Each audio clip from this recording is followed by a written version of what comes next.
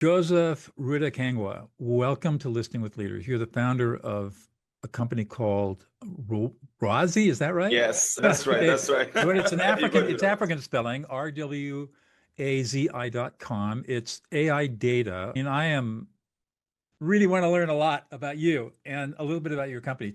So let's just start off from the beginning. Who are you and what's your backstory? What's your background? Thank you so much for having me on your platform. And that was a good first try. I loved it.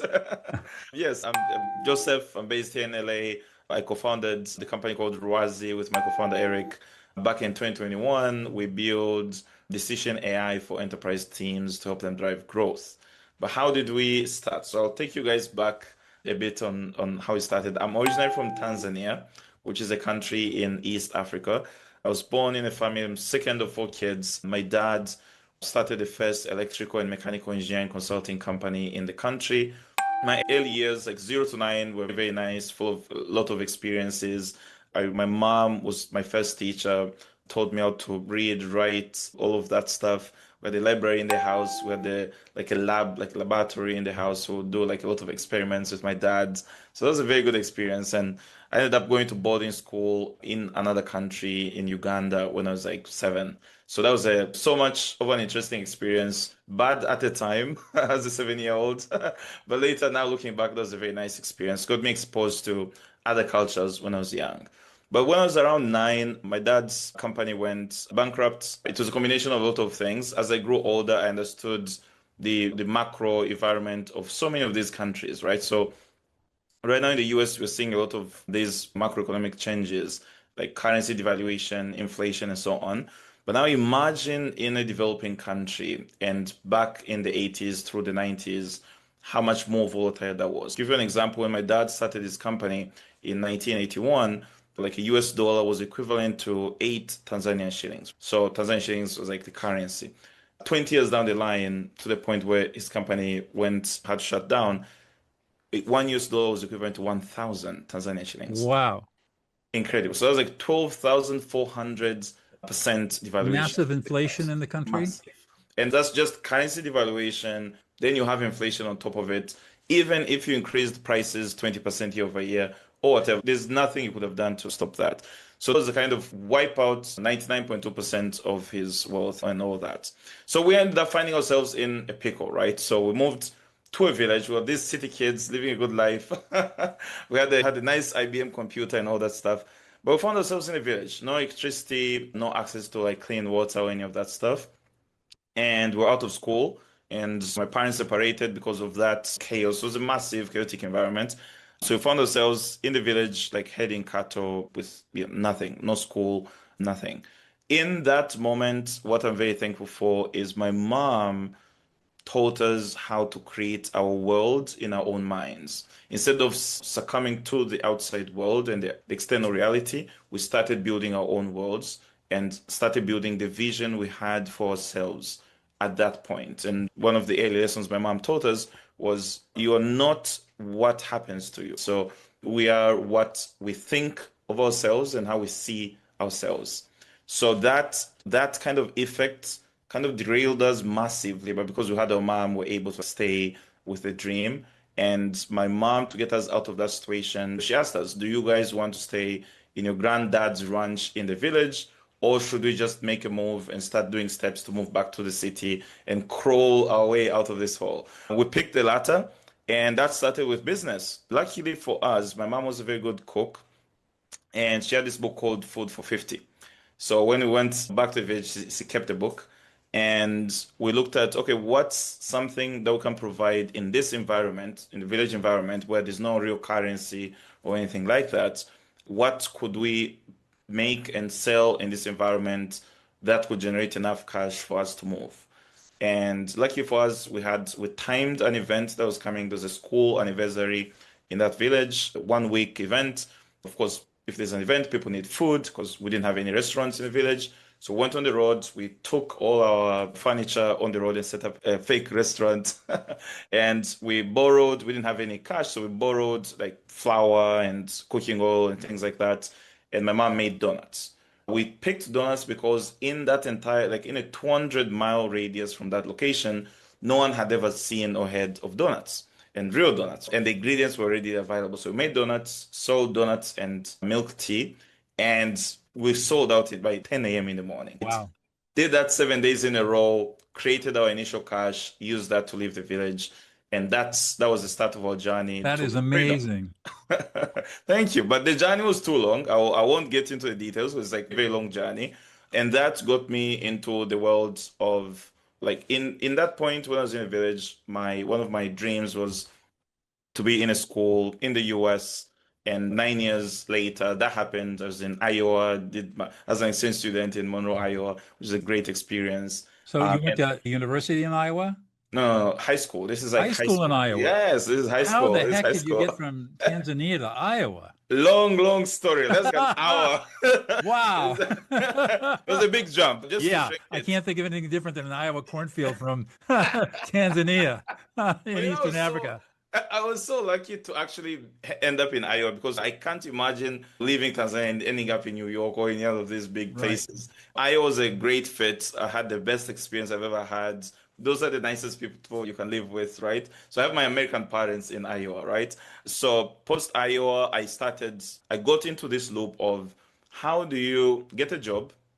Because I wanted to get full scholarships to go to university, but I couldn't because like in the US you get presidential scholarships for university, but that's let's say 30, $40,000 a year. How do you finish up the 20,000, 30,000? My mom was earning like $300 a month at the time. So I wasn't able to go to university, went back to Tanzania, tried to get a job, but you can't get a job if you don't have experience. You can't get experience if you don't have a job. Right. That kind of paradox. And my solution to that was volunteering. So when I was in Iowa, we went to a mission trip in New Orleans, which was building houses for people who were affected by Hurricane Katrina.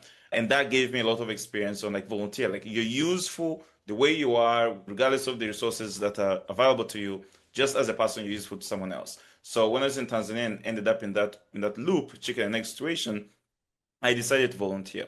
Long story short, ended up running one of the most successful zero budget development campaigns in the country. Got a lot of young people to get into agriculture and produce a lot of easy to produce fruits and vegetables and generate income from that.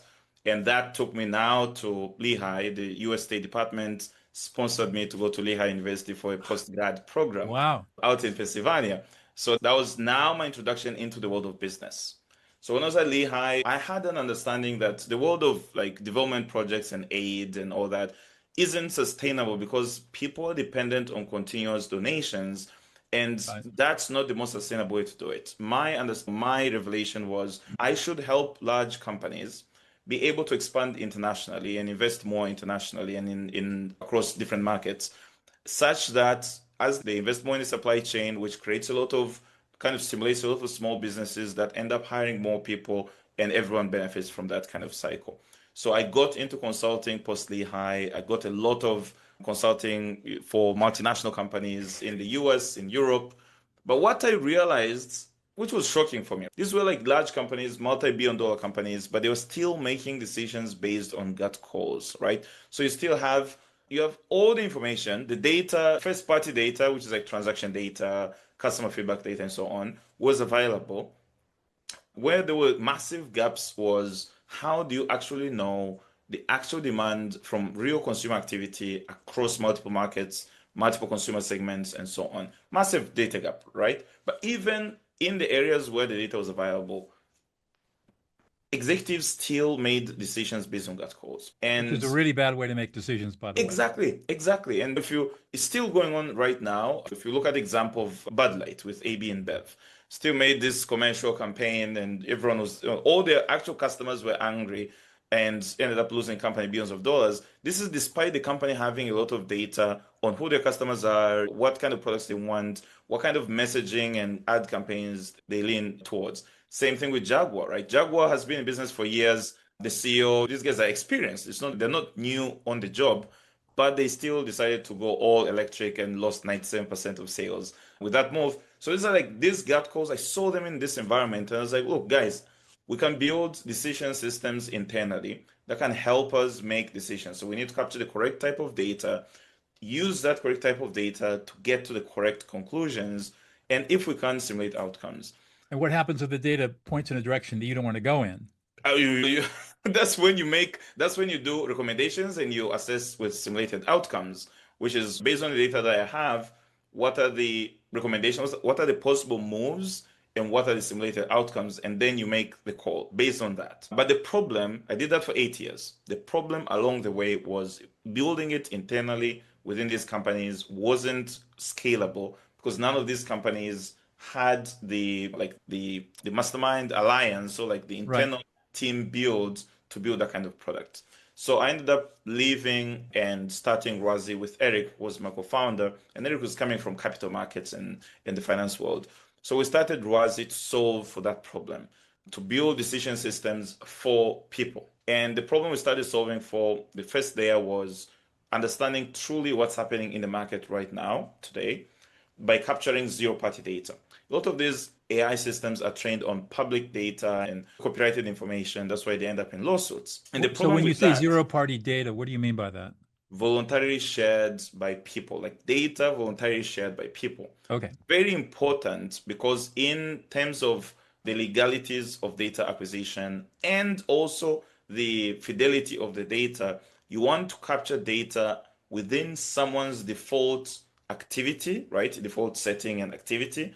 And you want them to actually voluntarily share it with you and give you permission to use it to train your AI system.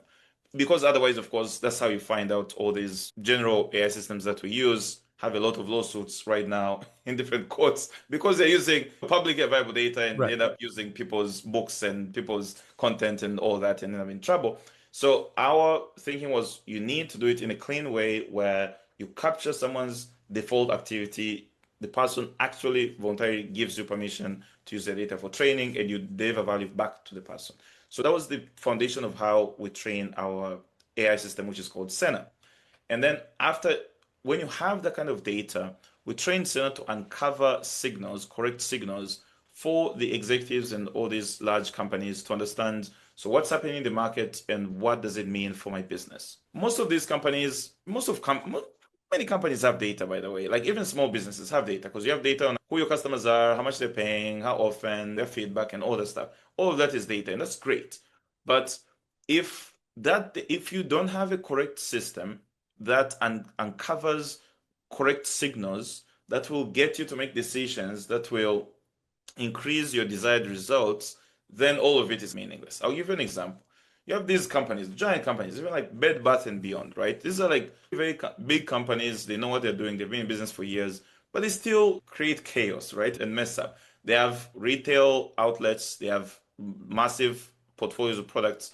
They have customers. They have customer data. They have whole load or loads of first-party data, but not having correct AI systems that uncover correct signals that you can use to make decisions is what ends up having all these executives using their instincts and gut calls, like for instance, kicking out all the distributors or D2C brands or They things like ended that. up they ended up going upside down and Exactly. selling in bankruptcy. Exactly. So we solve for that. Now, after that layer, the question we started getting from our customers was what should I actually do? Like, so you've told me what's happening in the market. Your AI is telling me, is uncovering all these signals and telling me what it means for my business. What should I do next? So we developed, instead of doing consulting, which is like the traditional approach of doing it, which the problem with that, it doesn't scale, it's not context based, it's not role based, and so on. So we took an approach of training Senna, which is our AI, to generate recommendations that are context based. So based on the context of the actual, not just the customer, the company, but the team, the function, the role of the person who is actually looking to optimize XYZ, their constraints and their desired results. And those recommendations come with simulated outcomes. So you see, this is possible move one, and this is the possible outcome. And this is possible move two, and this is the outcome, and so on. So that gives you proper clarity and confidence in what could you do in your scenario to execute. And then the last layer, we released our copilot this quarter, and the copilot's job is to help you now execute. So like, how do you go about the execution process? That's where the copilot comes in. Now, when we started Rwazi in 2021, of course, as with business, like it wasn't easy. It was like you started and you had a team and everything's great. We started Rwazi in 2021. I was naive. I thought all my consulting clients will come in and sign up, and of course, it did not Not. happen. It didn't happen. It didn't happen. And so we spent all our savings, Eric and I, and we went broke. And okay, so what do we do next? We tried to pitch. We pitched with like 1,000 plus investors for pre-seed, and we didn't get any because people understood that the problem is real. They agreed that this is the solution, but they didn't see us as like the kind of guys to solve the problem. Like, Yeah, a okay, kid from Tanzania doing AI development, exactly, right? exactly. I got That's a it. massive bias we had to work with. Okay, so what we did was, who's the most important person in the entire business process and the structure? It's the customer. So why we've been pitching investors, go to the potential customers, tell them what we're building, tell them where we're at, that we're still at prototype, can't get to the final product, because of funding XYZ. So what do you actually need to solve for as like layer one so we can start running the subscription for us to get to the end product? And customers told us, look, we just want to know what's happening in the markets, not just the markets that we're in, but also markets that our competitors are playing in. We want to know what's happening. If you can capture this data in a way that's 100% accurate, verifiable, scalable at the highest speeds, we'll just subscribe. We don't care how you deliver data. You may deliver data in Excel files, we couldn't care less. We just need you to capture it in a verifiable way and so on. And that's how we started business. So we go to our first customer 2 months in, go to our subscriptions. By the end of the year, we're already profitable, right? And we go to profitability, of course, because we're paying ourselves like $1,000 a month. But that's how we forced the company up to profitability. And customers were very happy at that time. And they started expanding fast. But then we had this problem, which was we have the correct product for the correct customer. We're solving the most foundational layer of our entire problem set.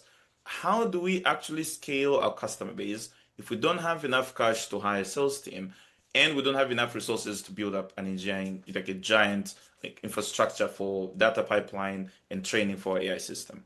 So, okay, we need to get in a program, an accelerator program that has a massive corporate network where we can acquire all these customers without necessarily expanding our team. So we reached out, we did our research, reached out to accelerators, we reached out to LA, the Techstars LA program, and got in immediately. And that saw our revenue quintuple, right, within 6 months.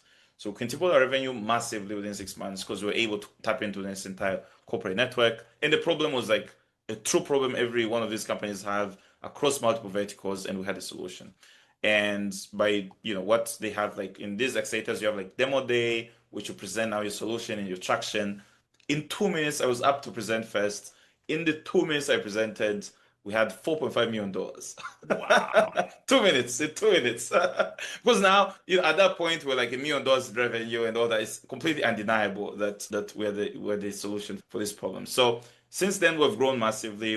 Right now, we're over $20 million in revenue, and they deliver a lot of value to Fortune 100, Fortune 500 customers across the Okay, US, Europe, and other an countries. amazing story. I got to back Thank up you. though. How the heck do you go to Iowa, then you go to Yes. Lehigh University? How do Yes. you move? How do you transition into AI? Where did that happen?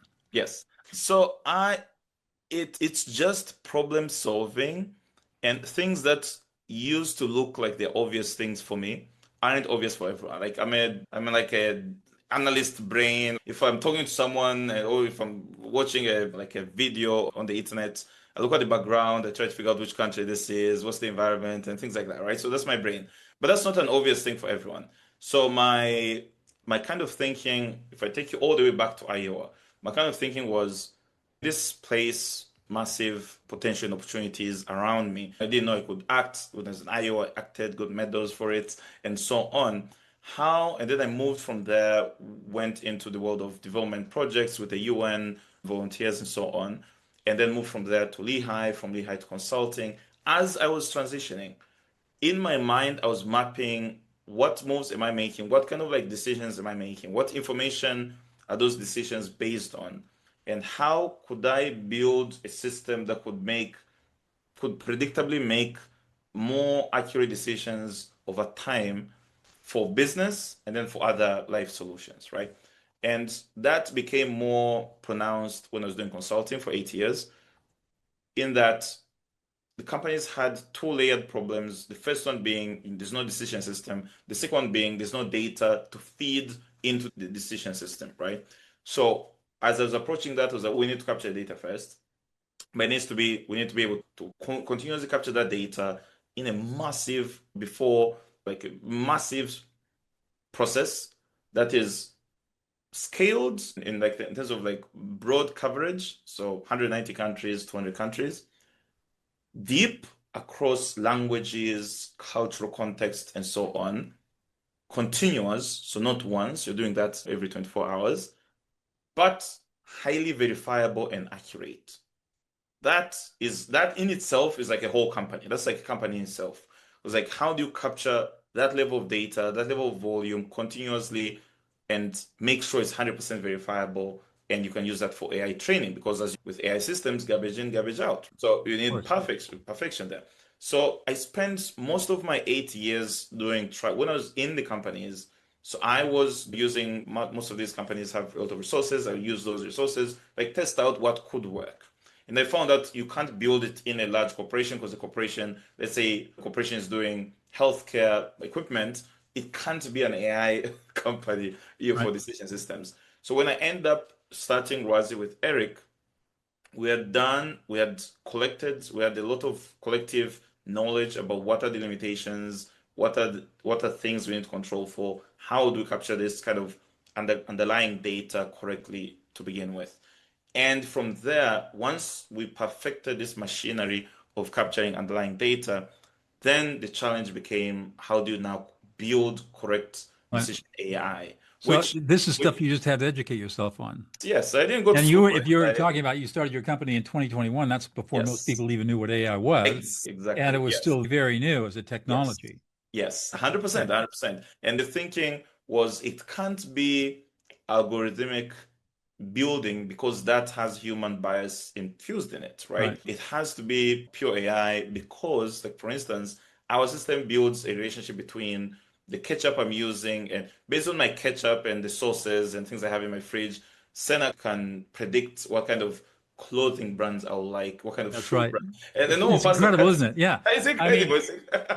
the mobile phone people can take your Yes, mobile phone data and tell you where you're going to be a year from now. exactly. That level Yeah, of like, just so I do teach a course, I teach a graduate course in decision making under stress and oh, uncertainty. nice, And so nice. I'm a student of decision making and how humans make decisions. So this is Love that. all very interesting to me. Love that. I And it love turns that. out we're very predictable. Yes, so we're very predictable. We're very predictable.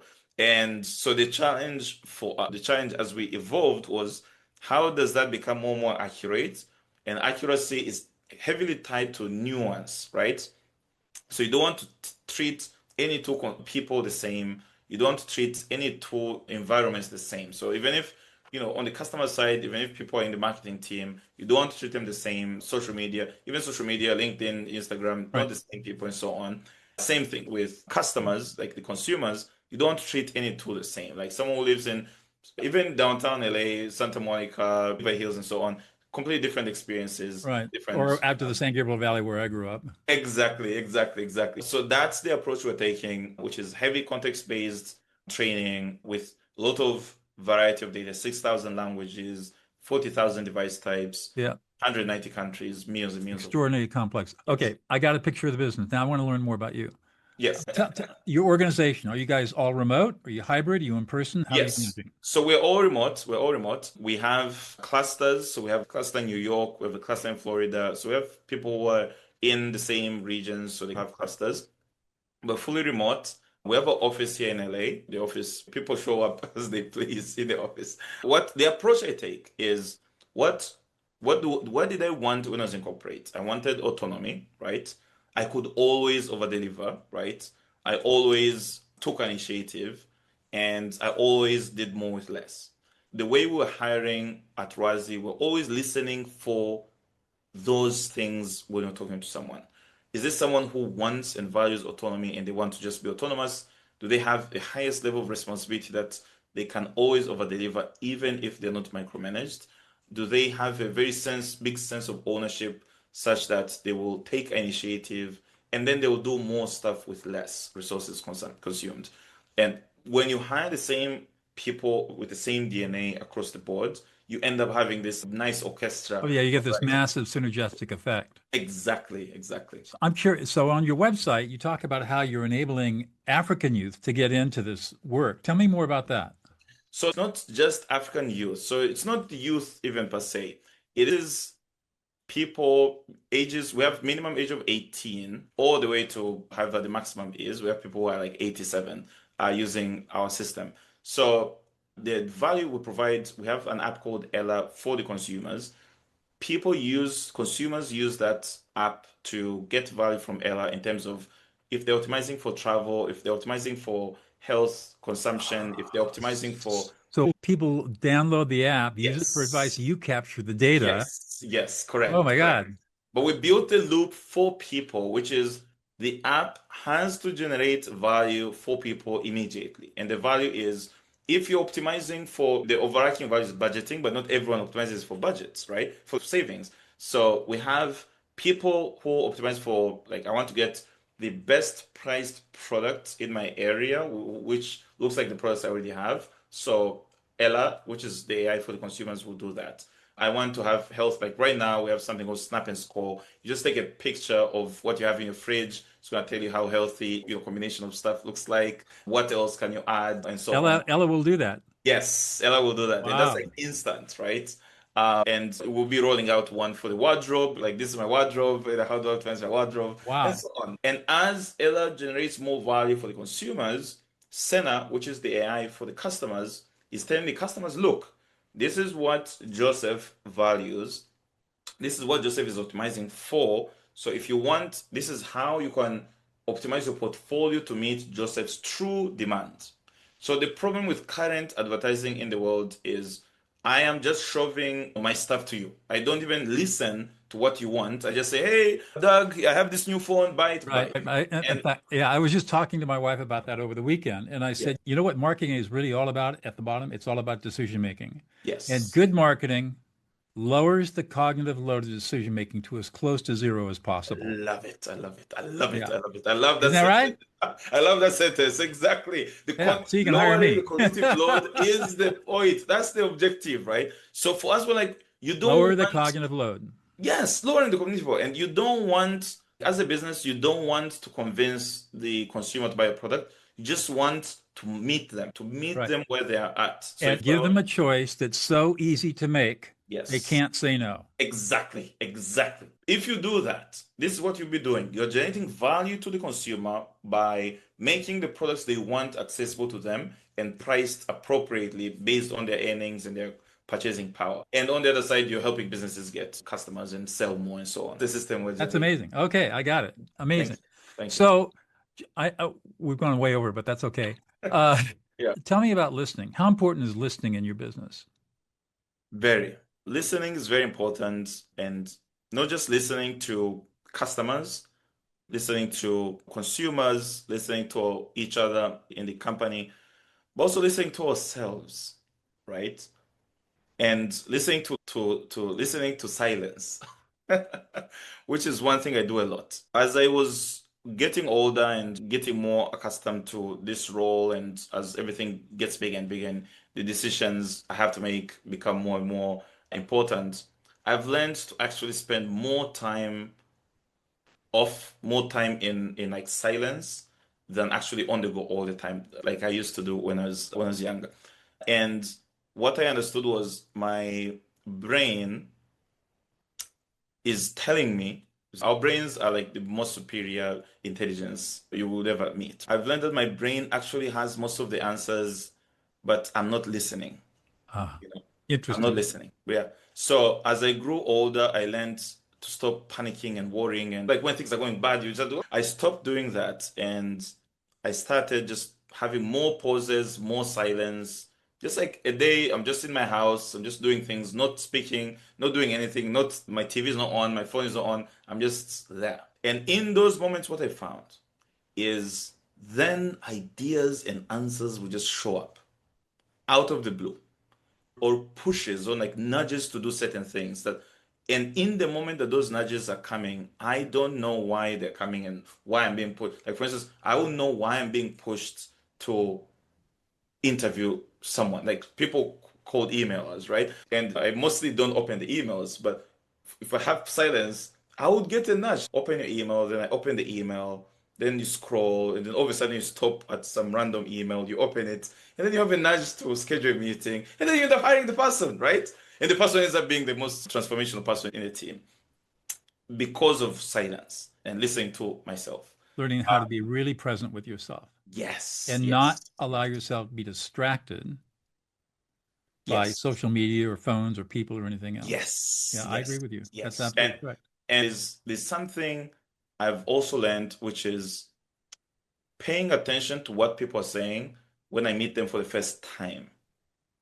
I've learned that as you meet, as you have like more conversations with people, they're also like intelligent systems. Like human brains are intelligent systems. They optimize their interactions with you to meet you where you are at. But the first time, the very first meeting, they're more of themselves and they're sharing more of their true mission, values, and so on. So, like fundraising, for instance, we just closed our series. And what in the beginning, like when I was young, I used to think, oh, you want investors, you want the most investors you can get, and that. Then I learned to know you actually want to be extremely careful who you pick to be in your company, be on your That's cap right. table. Because the investors you choose will tank or help your company succeed, will get it to like complete collapse or help it succeed, right? So when I was going through the Series A process and I was talking to different investors, and people are very friendly and all, but in my mind, I'm not making a decision. I'm not showing up with any bias of I'm excited and want this person to join or not. I'm just listening. And I don't know what I'm listening for. I'm just listening. And I would Absolutely over right. time learn to know which person is right for me and which person isn't. And that's been like a good thing we've taken advantage of over So there time. you go. That Yes, for yes, everybody that's listening, that's probably some of the sagest advice you're going to hear on this show. We've run out of time, Joseph. Unfortunately, I could talk to you for another hour, but I got one more question for you. yes. What's one thing about yourself that we would never know about unless you revealed it to us? I make music. I make music. So I have my songs on. Oh, love it. Can I get it in focus? Violin. I don't I love, know. yes, Maybe yes. I there it can is. see the There it is. violin. Very nice. I play jazz. Oh, I love jazz. I love jazz. Jazz I, violin. I can make jazz very complicated, very high level, but I'm into like normal. I do pop, indie folk, Oh, like fun. beautiful stuff, a lot of things. I also write. I write. I just released my book, Never Stay Broke, Yep. which was out on the 9th of September. It's doing well. Good for And you. the book, thank you, thank you. And the book is essentially my reflection and the lessons I've learned through this entire journey and to be used as a tool for anyone in any stuck position to get themselves out of that position. So I Good for do you. a lot of these fun things as a way of expressing myself during the weekends and things like that. Excellent. Thank you. I really appreciate your time today, Joseph, and it's been a real honor and pleasure to meet with you. And I Thank you. hope Thank you. hope our paths should cross again. I know they will. Thank you. Thank you. Thank you so much for having me. Appreciate it. You're welcome.